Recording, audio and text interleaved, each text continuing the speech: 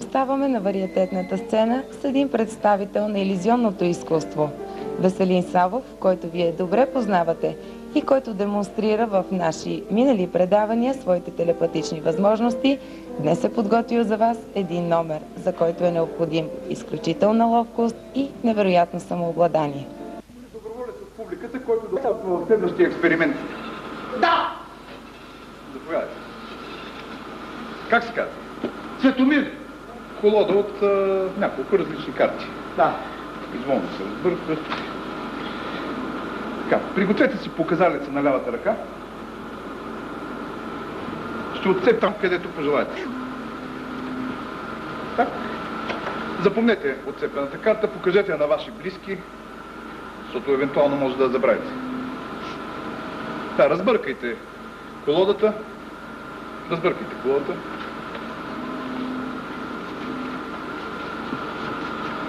Достатъчно. Ето, слагам картите на тази поставчица. Да. Добре ли сте съзрени? Да. Виждам много. Служил ли сте в армията? Да. Какви части? Танкист, артилерист. О, тук няма се наложи артилерия и танкове да караме.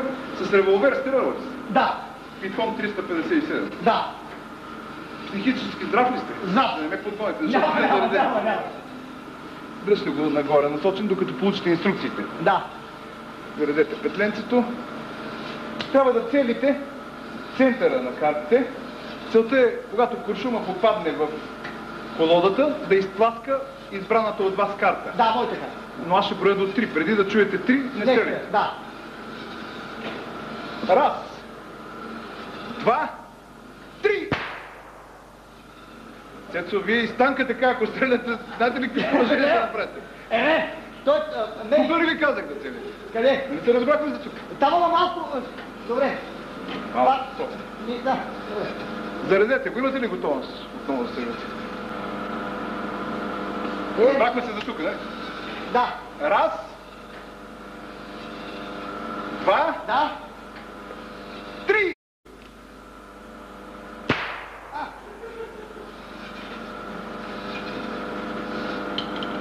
Сега. Цецо, вие какво правите? Стрелям колкото мога. Цецо, давам ви още една възможност. Сега Ако не се правите, ще потърсиме, ще имате вот на недоверие. Мисля, че така ще е по-добре. Да. Мишена, по-добре ли ще бъде? Да. За всеки случай, ще сложим едни очила, които ще ви подобрят зрението. Явно с вас не можем да се споразумеем.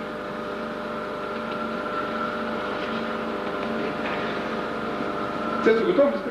Да. Раз, два, Да. три!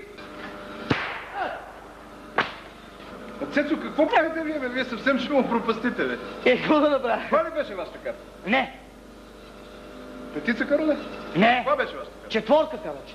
Четворка каро? Да, четворка каро. Ето и те ще кажат. Кого говоря да стреля в центъра? Нали трябваше да стреляте точно в центъра?